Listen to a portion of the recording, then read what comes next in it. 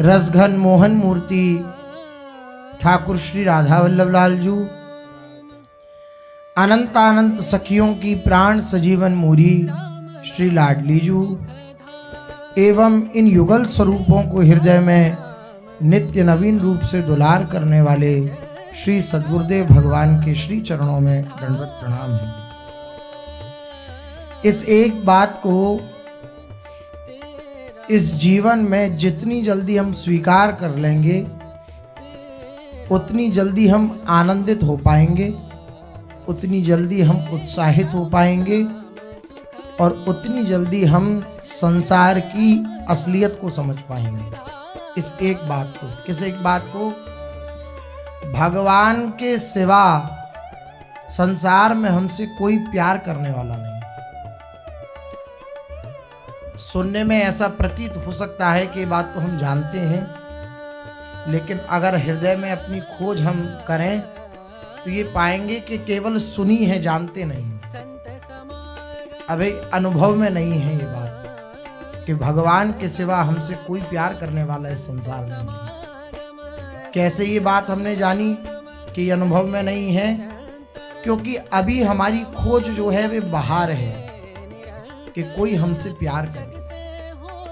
और सच मानिए इस संसार में वह योग्यता ही नहीं है। योग्यता होती है ना हर चीज की कि आप अमुक विषय के योग्य हैं तो आप उस विषय की प्रस्तुति बहुत ढंग से कर सकते हैं। इसी प्रकार प्रेम करने की योग्यता इस संसार में है ही नहीं। प्रीति की रीति रंगीलो ही जाने और कोई नहीं जानता। प्यार कैसे किया जाता है, प्यार का निर्वाह कैसे किया जाता है, इसको केवल और केवल ठाकुर जी महाराज जानते हैं और कोई नहीं जानता। जिस दिन ये बात हृदय से अंगीकार हो जाएगी, स्वीकार हो जाएगी, तो आपकी जो ये खोज है ना संसार में प्यार मिले, वे खोज समाप्त हो जाएगी। आप देखो इतनी पॉपुलेशन है पूरे विश्व में, इतने लोग हैं अनंत अनंत, 140-45 करोड़ तो भारत में ही है। इतना समुदाय होते हुए भी लोग व्याकुल हैं कि हमसे कोई प्रेम से वार्ता कर ले, हमसे कोई प्यार से बोल ले, हमारी कोई पूछ ले, इसके लिए व्याकुल है। क्या कारण है?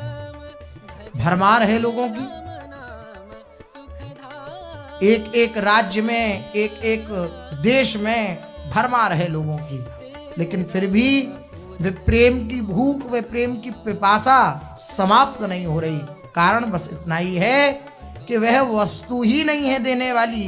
जो प्रेम वस्तु, जो हमारी मांग है, वे किसी के पास है नहीं कि वो हमें प्रदान कर सके। भ्रांति बस इतनी हो गई है कि जहां प्राप्त नहीं हो सकता वहां पर हम उसको प्राप्त करने की चेष्टा कर रहे हैं। ये हमारी भ्रांति है।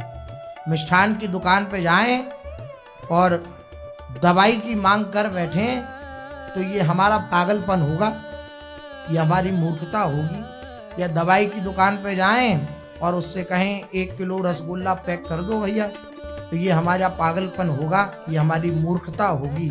इसी प्रकार संसार में प्रेम करने की बात ही नहीं है। संसार न कभी किसी को प्रेम दे पाया है, न दे रहा है, न दे पाएगा।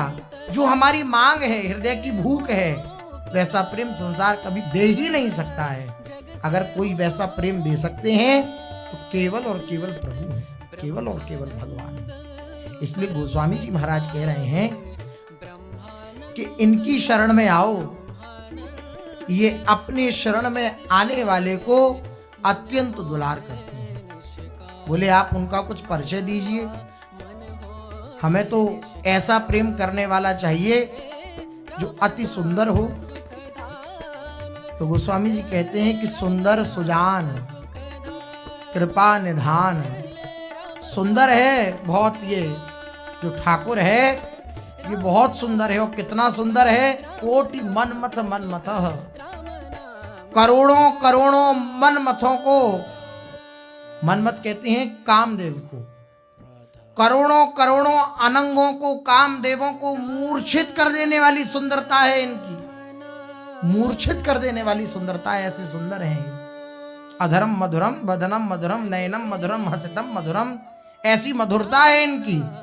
ऐसा कौन सा इनका श्रीअंग नहीं है जहां मधुरता ना हो, ऐसा इनका कौन सा कृत्य नहीं है जहां मधुरता ना हो।